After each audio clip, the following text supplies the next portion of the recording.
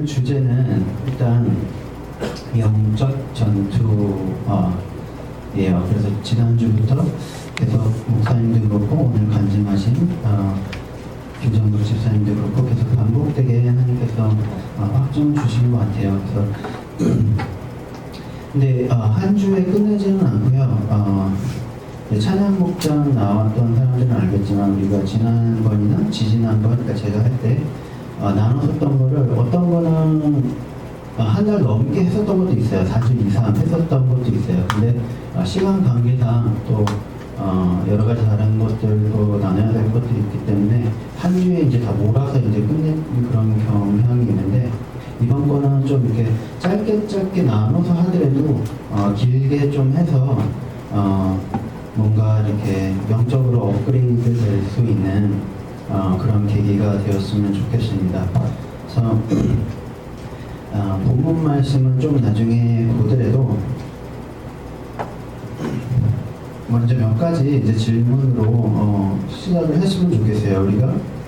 우리들 내에 또 기독교라는 교회, 한국 교회 안에, 한국뿐만 아니라 전 세계적인 교회 안에 계속 이게 회자되는 어떤 질문이에요. 그래서 첫 번째, 기독교인, 그렇죠? 그러니까 정말 믿는 사람을 얘기하는 거예요. 교회에 다니고 이렇게 어떤 교회에 등록이 되어 있는 사람이 아니라 크리스천의 몸 안에 귀신, 다른 말로 하면 악한 영이죠, 이 들어갈 수 있는가? 그런 게 이제 많은 교계에서 이제 논란이 되고 있죠. 그리고 또 하나 비슷한 내용이에요. 이제 영적 전투 하면은 결국에는 이제 영적인 전투와 이제 저주 얘기를 빼놓을 수가 없는데요. 그렇다면 크리스천에게 가계의 저주가 정말 있을 수 있는가? 저희 교회들은 사실은 어느 정도 다 인정을 하고 그거에 대한 어떠한 하나님 주신 어떤 전략들을 행동을 하고 있지만, 이거를 계속 이제 말씀드린 거는 우리부터가 말씀에서 뭐라고 말하고 있는지를 알아야 다른 이들에게 그것을 무장시켜 줄 수 있는 사람들이 될 수 있다라는 거죠. 또한 우리 또한 이거를 말씀에 대해서 기초적으로 기본기가 탄탄하지 않으면 언제든 사단이 와서 의심을 심어주려고 할 때, 혹은 다른 거짓말들을 심어주려고 할 때 흔들릴 수 있다라는 거예요. 그럼 다시 한번, 크리스천의 몸 안에 귀신이 있을 수 있는가? 그리고 가게에 저주가 있을 수 있는가? 요거에 대한 논란은 굉장히 많아요. 그러면 다른 질문 하나를 덧붙일게요. 크리스천이 병에 걸릴 수 있는가? 그렇죠? 근데 물론 악한 영이랑 그런 병이랑 그건 좀 다른 얘기 아니냐. 병은 피곤해도 걸릴 수 있는 거고, 성경에서 뭐라고 말하는지 이제 차근차근 볼게요. 일단 답은 나중에 그 구절을 저희가 읽을 때 보기를 하고요. 일단 저주에 관한 구절들을 제가 읽어볼게요. 출애굽기 20장에 나온 구절인데요. 20장 5절에 그것들에게 절하지 말며 그것들을 섬기지 말라. 나 네 하나님 여호와는 질투하는 하나님인즉 나를 미워하는 자의 죄를 갚되 아버지로부터 아들에게로 3, 4대까지 이르게 하거니와 나를 사랑하고 내 계명을 지키는 자에게는 1000대까지 은혜를 베푸느니라. 5절, 6절 그렇게 말씀인데요. 이제 성경의 구약에 보면은 이제 율법상으로 출애굽기에 이제 하나님이 이렇게 말씀하시는 거죠. 너네가 우상 숭배를 하면 또 범죄를 하면 3, 4대까지 이 죄가 이른다. 그러나 내 계명을 지키면 축복이 1000대까지 이를 거다. 자, 이건 어쨌든 구약의 얘기고요. 또 하나 이제 출애굽기 34장 7절에 보면은 인자를 1000대까지 베풀며 악과 과실과 죄를 용서하리라. 그러나 벌을 면제하지는 아니하고 아버지의 악행을 자손 3, 4대까지 보응하리라. 이제 요게 이제 동일하게 계속 한 사람의 죄가 자손 3, 4대까지 악영향을 미칠 수 있다라는 얘기를 하죠. 근데 그런 문제가 그건 구약의 얘기고 예수님이 모든 저주와 모든 부정적인 것을 파쇄하지 않았냐, 십자가에서 많은 얘기예요. 그래서 성경에도 보면은 저주가 3, 4대까지 간다는 얘기도 있고요, 끊어진다는 얘기도 있어요. 그럼 뭐가 맞는 것이고 뭐가 우리에게 유효한 것인지를 우리가 봐야 되는데요. 역시 구약이긴 하지만 이 부분은 이제 많은 분들이 이제 영적 전투나 뭐 죄악이나 저주나 뭐 이런 거를 제외하고도 많은 신학자분들이 공통적으로 에스겔서의 이 부분은 메시아에 대한 예언이라는 견해를 가지고 있어요. 이제 에스겔서 17장부터 18장까지 이제 넘어가는 구절인데 18장 2절을 제가 읽어볼게요. 2절 3절입니다. 너희가 이스라엘 땅에 관한 속담에 이르기를 아버지가 신포도를 먹었으므로 그의 아들이 이가 시다고 하면 어찌 됨이냐. 주 여호와의 말씀이니라. 내가 나의 삶을 두고 맹세하노니 너희가 이스라엘 가운데에서 다시는 이 속담을 쓰지 못하게 되리라. 무슨 말이냐면은 원래 이스라엘한테는 이런 속담이 있었다라는 거죠. 아버지가 죄를 지으면 아들도 그 영향을 받는다라는 속담이 있는데 내가 그러한 말들을 다시는 쓰지 못하게 만들 것이다 라는 내용이 나오는 거예요. 근데 그 내용이 누구를 얘기하면서 나오는 거냐면은 제가 말씀드렸다시피 예수님에 관한 예언을 에스겔이 이제 성령의 감동을 받아서 하면서 예수님이 오시게 되면은 이러이러한 일들이 일어나게 된다라는 걸 이제 17장부터 쭉 얘기를 하는 건데요. 그러면은 이제 이해는 됐죠? 구약으로 관점을 보면은 우리의 저주의 영향을 받고 그것이 3, 4대, 후대까지 가게 되고 예수님이 오시게 되면은 그게 끊어져서 선대의 저주가 우리나 그 다음 세대에 영향을 못 준다라는 거예요. 근데 왜 신약에서 저주가 있다 없다라는 얘기를 할까? 크리스천들한테. 그럼 그게 과연 맞는 것인가? 혹은 뭐 누구의 말대로 그것이 이단인가? 이제 이거를 잘 생각을 해야 될 필요가 있죠. 그러면 한 가지 이제 또 답으로 넘어가기 전에 한 가지 질문을 드릴게요. 현대 과학도 또 현대 의학도 유전병이라는 것이 있다라고 인정을 해요. 그죠? 암이 집안 내력에 있으면 심지어 보험을 하려고 할 때에도 그게 영향을 미쳐요. 너는 이렇게 윗대에 보험이 있으니까 뭐 선대에 가게에 암 병력이 있으니까 뭐 회사마다 다를 수도 있고 뭐 나라마다 다를 수도 있는데 그 가격이 얼마가 책정이 된다라든지 아니면은 꼭 가격에 영향을 미치지 않는다 하더라도 상담을 할 때 암 병력이 있으면 지금 3대째 계속 암이 있으시네요. 그러면 암 걸릴 확률이 굉장히 높으니까 암보험을 들으세요. 이런 얘기를 한다는 말이에요. 전문가들이. 자, 정신질환도 마찬가지죠. 정신병력이 있는 거는 과학적으로도 통계적으로 계속돼서 반복되는 거예요. 자살도 마찬가지예요. 그 사람들도 원인은 몰라요. 그냥 유전 인자 중에 그러한 것이 약한 것들이 있을 거다라고 추측을 할 뿐이지 딱히 뭐가 정말 뭐 암 덩어리가 뭐 유전이 돼서 내려오고 이런 건 아니잖아요. 그래서 중요한 거는 존재하는 것을 우리가 존재하지 않다라고 무조건 여기고 없는 셈 치부해야 될 것이냐 아니면 이것이 있는 것이냐. 있다면 이게 아까 말한 성경적으로 좀 충돌되는 것 같이 보이는 부분인데 어떻게 설명을 해야 될 거냐. 그럼 제가 이제 본문 말씀이에요. 이번이. 그래서 마가복음 16장입니다. 16장 14절부터 한 19절까지 읽어볼게요.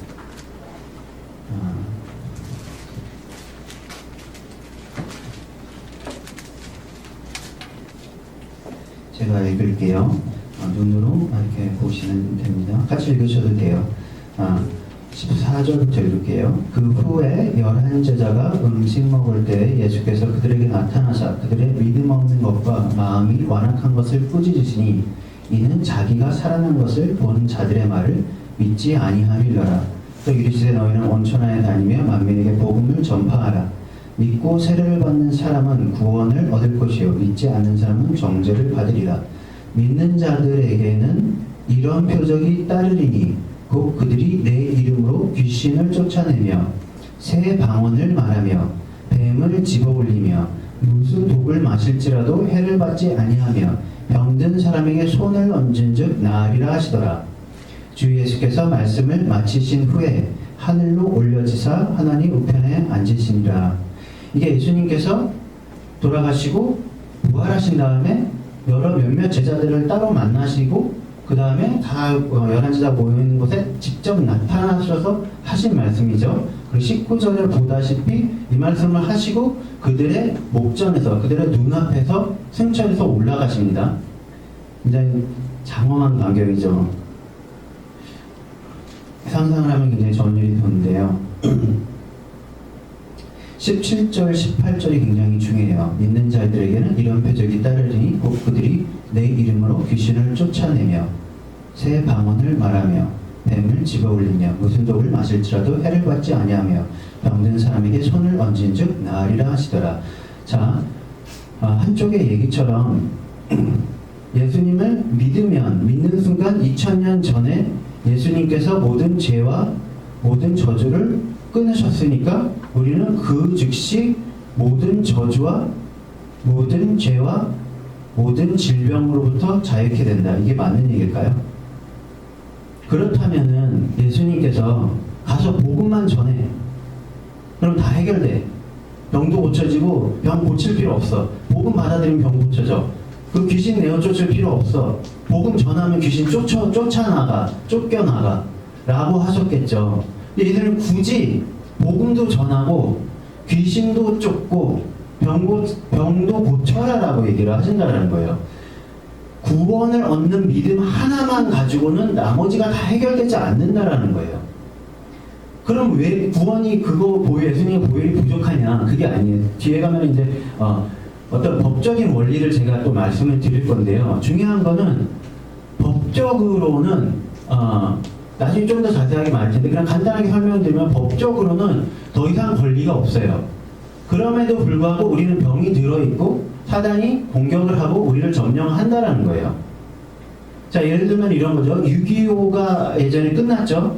휴전이 맺어졌어요. 그러면은 북한군은 이제 다 철수를 하고 북으로 돌아가야 돼요. 근데 그게 현실이었나요? 그렇지 않죠. 잔당들이 남아있어서 계속 국지전으로 국군과 유교의 북한군의 잔재들에게 계속 전투를 벌였죠. 2차 대전도 마찬가지고 모든 전쟁이 마찬가지예요. 법적인 효력이 끝난 것과 우리가 그래서 처리해야 될 게 남아있냐 안 남아있냐라는 건 별개의 얘기라는 거예요. 근데 당연히 법적인 효력은 그럼 왜 필요하냐? 법적인 효력 자체가 없으면 싸워봤자 이길 수 없는 싸움이라는 거죠. 근데 이들은 법적인 효력이 끝났고 권세를 우리에게 주셨기 때문에 믿는 자들이 나가서 이렇게 할 때 귀신들이 쫓겨나고 병이 고침을 받는다라는 얘기인 거예요. 자, 18절에 뱀을 집어올리면 무슨 독을 마실지라도 해를 받지 아니하며 병든 사람에게 손을 얹은즉 나으리라.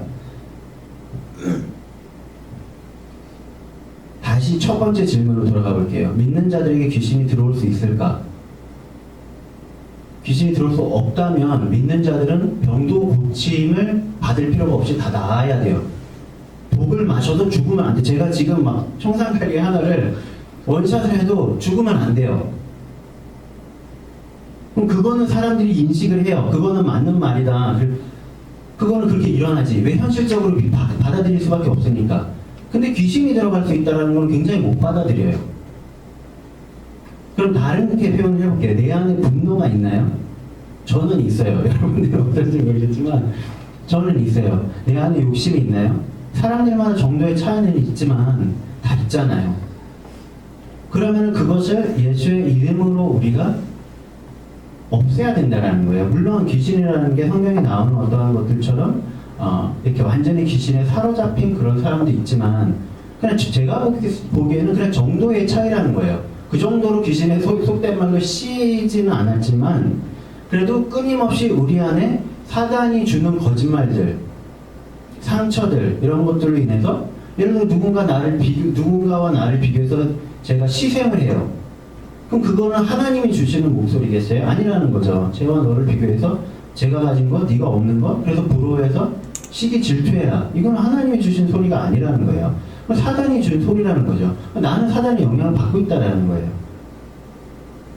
자, 그러면은 이제 이게 우리 안에 귀신 혹은 저주 이런 게 있을 수 있다. 믿는 사람임에도 불구하고 구원받은 사람임에도 불구하고 나한테 이해가 되시죠? 그게 납득이 안 된다면은 병도 걸린다는 걸 납득을 못 해야 된다는 거예요. 왜? 말씀에 병든 자도 내어 쫓을 수 있고 독을 마셔도 해를 입지 않는다. 그러면은 왜 그런 일이 일어날까요? 믿는 자들대로면 아까 말한 대로 모든 법적인 권세가 있으니까 정말 독을 마셔도 저거 할 수가 없고 사단이 나를 조금 더 건드릴 수 없어야 되는 거잖아요. 그럼 그 원리를 이제 말씀을 드릴게요. 법적인 권리와 실현은 제가 좀 전에 이제 말씀을 드렸고요. 조금 더 자세히 설명을 드리면은 그 영적 전투의 원리예요. 이게 일어나는 원리예요. 어떻게 되냐면은 우리가 죄를 짓게 되면은 그 부분에 한해서 예를 들어 쉽게 설명해 이렇게 할게요. 제사를 드려요. 우리가 크리스찬임에도 불구하고 그러면 아까 말한 우상숭배에 해당이 되죠. 그러면은 사단이란 존재잖아요. 우리 목사님 자주 말씀하시지만 부모님의 영이 아니잖아요.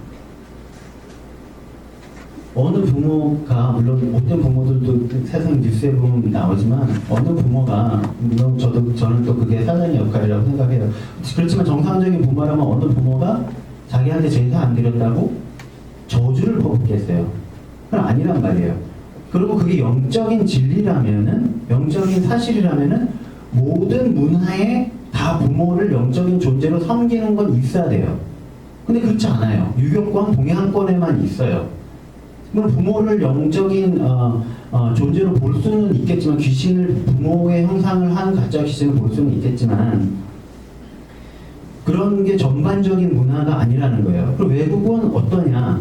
보통 주변 사람, 친구, 뭐 그곳에 머물렀던 사람의 영들을 귀신으로 보거나 믿어요. 그게 무슨 말이냐면은 내가 믿는 만큼 그 부분은 이건 귀신이 있을 수 있구나 라고 내가 믿어버리니까 사단이 그 부분을 이용해서 들어오는 거예요. 속이고 들어오는 거예요. 야, 너의 엄마야, 너의 아빠야, 혹은 뭐 외국인들 같은 게 네 옆집에 살던 애야 라는 식으로 오는 거죠. 그럴 때 인간들이 약하니까 믿게 되니까. 근데 아무튼 제사를 드린다라고 했을 때 그럼 그 악한 영을 섬기는 거잖아요. 그럼 그 부분에 한해서는 걔네들이 법적인 권리를 가지게 돼요. 내가 내어줬으니까, 내가 계약을 한 거니까. 성경에 언약의 중요성에 대한 부분들이 여러 번 나오죠. 예를 들면은 과거 이스라엘의 광야 시절에 다른 족속과 속아서지만 언약을 맺었어요. 하나님께 물어보지 않는 바람에. 근데 그게 나중에 사울 시대에 그 저주가 효력을 발휘해서 그 사람들을 서로 죽이지 않기로 했는데 그 민족을 죽이니까 그 저주가 임하는 장면이 나와요. 그러니까 굉장히 언약이라는 거는 좋은 언약이든 나쁜데 내가 잘못 맺은 언약이든 공의의 하나님이시기 때문에 효력이 발생을 한다는 거예요. 근데 언제까지? 하나님 앞에 회개하기 전까지. 근데 회개할 때는 예수님의 피해 보혈의 권세로 없어지는 거죠. 그래서 자기가 권한을 줌으로 인해서 저주나 죄악의 영향, 그 악한 영의 영향을 받게 되는 경우가 하나가 있고요. 또 하나는 내가 큰 죄나 직접적인 걔네들한테 권리를 주는 직접적인 죄는 짓지 않았지만 하나님께서 허용할 때도 있어요. 성경에 예들이 나오는데요. 욥기에 나오는 욥이 그런 경우죠. 욥은 성경에 말하기를 당대의 의인이라고 돼 있어요. 물론 이제 본인이 나의 부족함이 하나님 단련으로 인해서 정금같이 내가 나온다라고 해서 완벽한 사람은 아니었지만 성경에 그가 어떠한 죄로 인해서 사단이 공격했다라고 돼 있지 않고 의인임에도 불구하고 사단이 하나님한테 가서 그러죠. 청구를 하죠. 제가 의인인 건 하나님 복 주시고 다 주시고 축복했으니까 착하게 구는 거지 다 가져가 버리면 분명히 하나님은 저주할 거라고. 그랬더니 뭐예요? 그 얘기는 뭐예요? 사단이 자기 혼자 공격할 권리가 없는 거예요. 욥이라는 사람의 말하자면 영적인 그 삶 속에 빈틈이 없었거나 거의 없었기 때문에 그래서 사단한테 가서 요구를 하는 거죠. 내가 쟤를 공격하겠다. 그래서 하나님한테 가서 요구를 하는 거죠. 근데 하나님이 허용을 하죠. 근데 목숨만 허용을 안 해서 못 건드려요. 그러나 나머지 거는 다 가져가죠. 또 하나 똑같은 예가 나오는 게 베드로예요. 베드로에도 인격적인 문제나 여러 가지 것이 있었지만 크게 어떤 죄를 짓는 건 아니었어요. 자기 다혈질이거나 흥분해서 자기 어떤 의지대로 행동하는 거나 이런 건 있었지만 물론 그러한 관점에서 본 것도 죄는 죄죠. 하나님이 허용하실 때도 그러한 어떤 행격적인 부분을 다루시려고 허용하시는 건 맞는데 사단이 그를 건드릴 만한 어떠한 법적인 권리를 줄 만한 예를 들어 베드로가 우상숭배를 했다든지 이런 건 아니라는 거죠. 근데 뭐라고 나오냐 베드로가 누가복음 22장 31절부터인데요. 34절까지 제가 그냥 읽어볼게요. 시몬아 시몬아 보라 사탄이 너희를 밀가부르듯 하려고 요구하였으나 그러나 내가 너를 위하여 네 믿음이 떨어지지 않기를 기도하였노니 너는 돌이킨 후에 네 형제를 굳게 하라. 그가 말하되 주여 내가 주와 함께 옥에도 죽는 데에도 가기를 각오하였나이다. 이르시되 베드로야 내가 네게 말하노니 오늘 닭 울기 전에 네가 3번 나를 모른다고 부인하리라 하시니라. 자, 첫 번째 뭐라고 말해요? 시몬아 사단이 너희를 밀가부르듯 하려고 요구하였다. 근데 재밌는 거는 내가 허용을 안 했다라는 대답이 안 나오세요. 예수님한테 허용을 했다라는 말도 안 나와요. 근데 했다라는 내용은 있어요. 왜 그런지 설명을 드릴게요. 일단 그러나 내가 너희를 위하여 믿음이 떨어지지 않기를 중보하겠다라는 장면이 나오고 베드로가 그러니까 나는 끝까지 가겠습니다 라고 하니까 아니 넌 나를 3번 부인할 거야 라는 얘기가 나와요. 부인할 거야 정해져 있다라는 거예요. 베드로가 예수님을 부인할 거라는 거는 이미 영적인 세계에 하나님이 허용하신 기정사실이라는 거예요. 너의 더 이상 네가 선택할 문제가 아니라 그 너의 성격 때문에 네가 하게 될 일이긴 하지만 이미 정해졌어. 사단이 너를 그 부분으로 공격을 할 거야. 그래서 많은 분들이 어떤 경우에는 사단이 그 여종과의 어떤 대화 거기서 이제 두려움에 직면을 하게 되죠. 여종이 무서워서 결국에 부인을 하게 되는 거잖아요.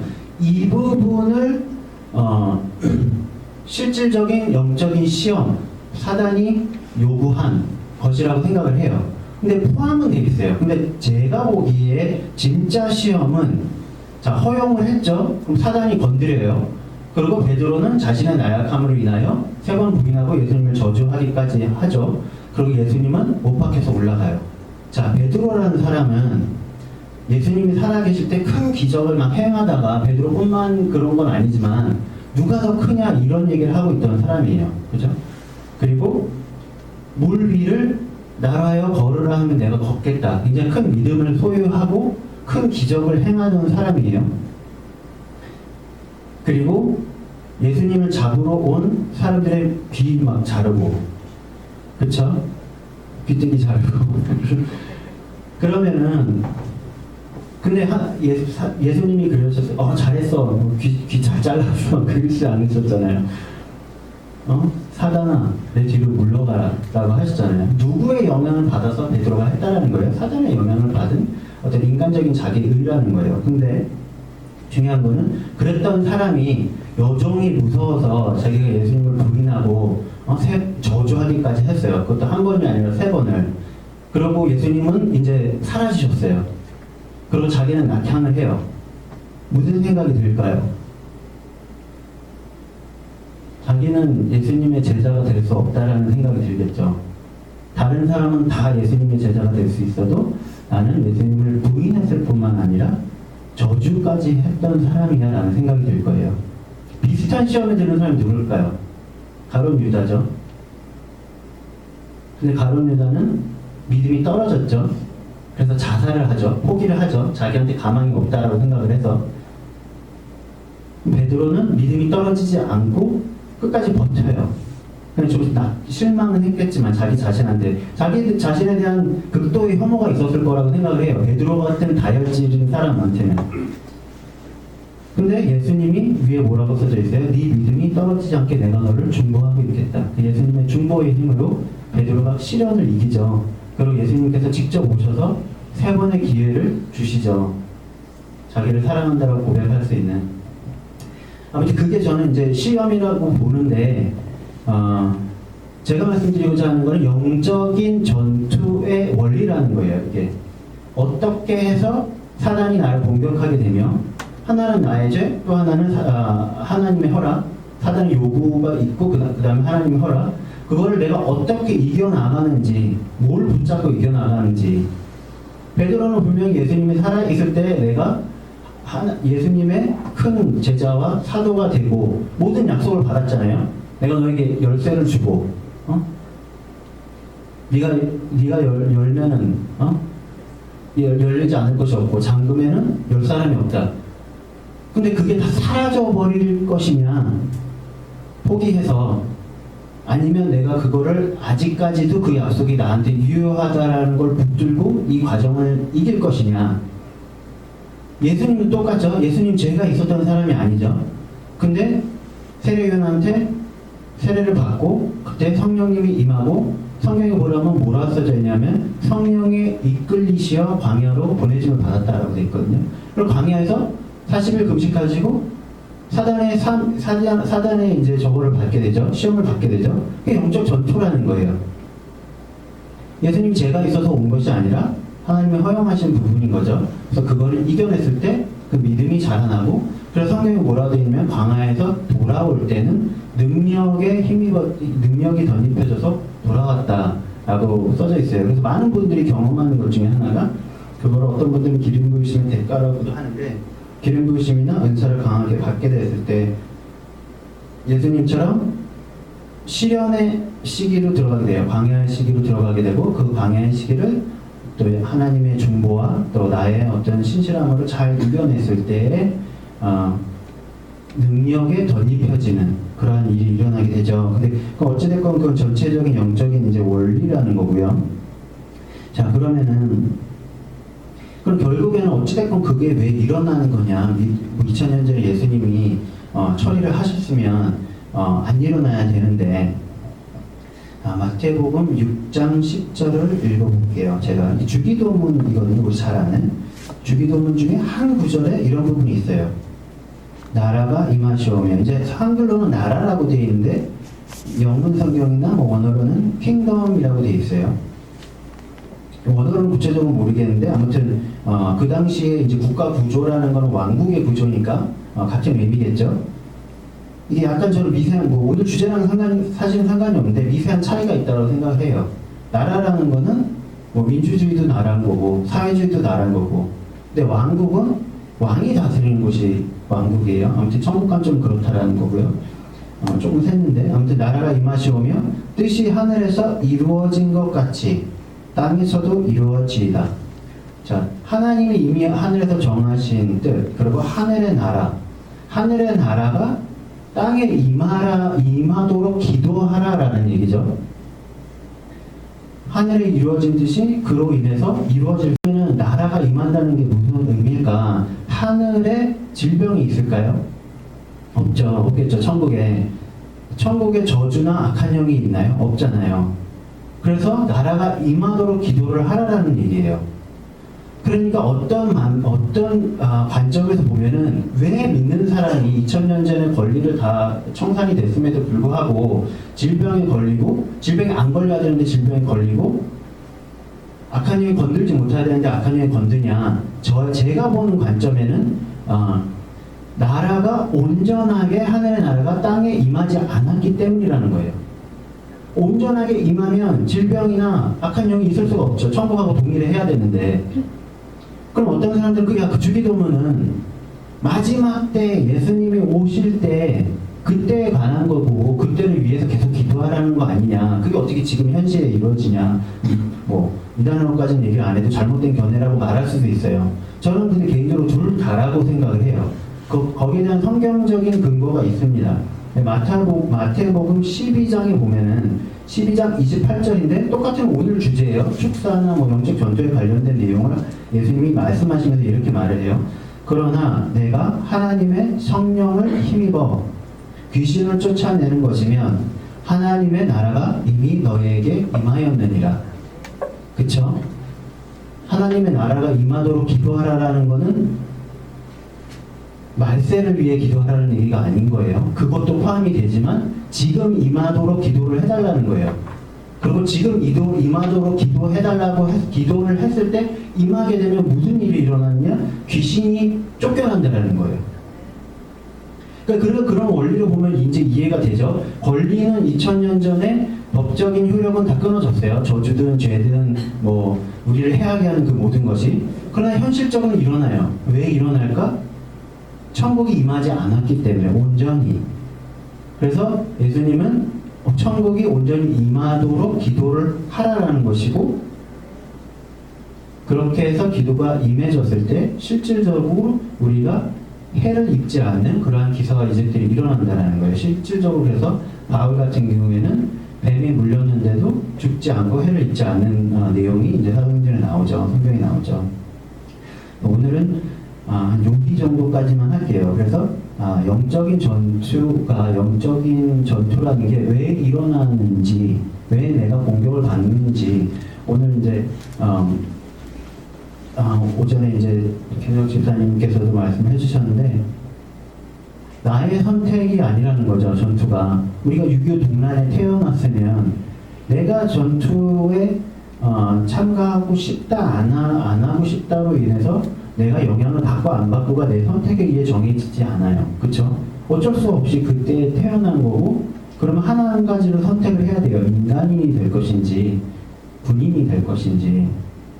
제 생각에는 모든 믿는 자들을 하나님께서는 군인으로 부르셨다라고 생각을 해요. 사단을 대적하는 사람으로 부르셨다고 생각을 해요. 성경에 분명히 뭐라고 되어 있냐면은 하나님에게 순복하고 악한 영을 대적하라. 그러면 그들이 도망갈 것이다 라고 되어 있죠.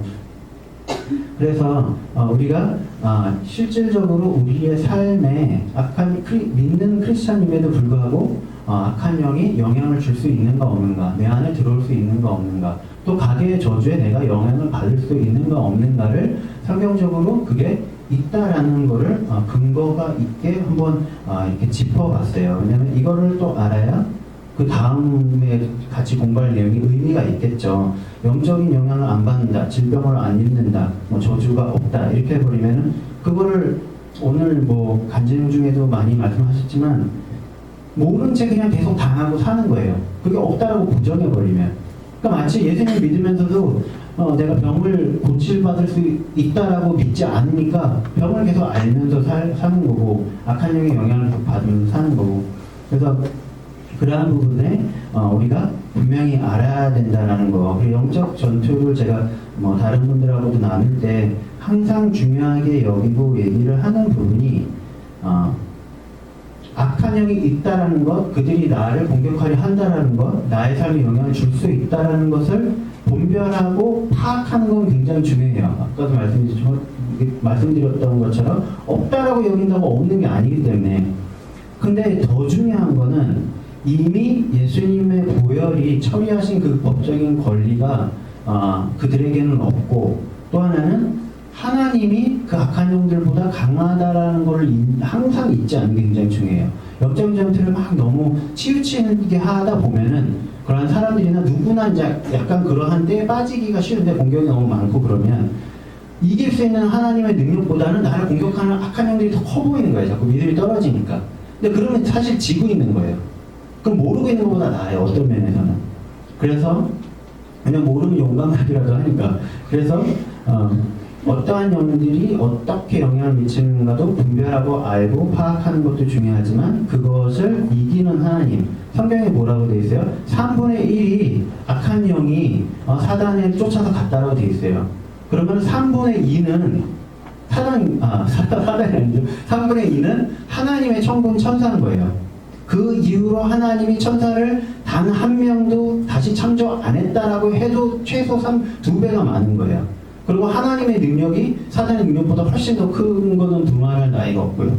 그래서 이길 수 있는 전쟁이다라는 거를 알고 가면은 굉장히 행복하고 우리가 오전 목사님 말씀하신 샬롬, 평강을 누릴 수 있는 삶이 될 것이라고 생각합니다. 네, 기도하고 마칠게요.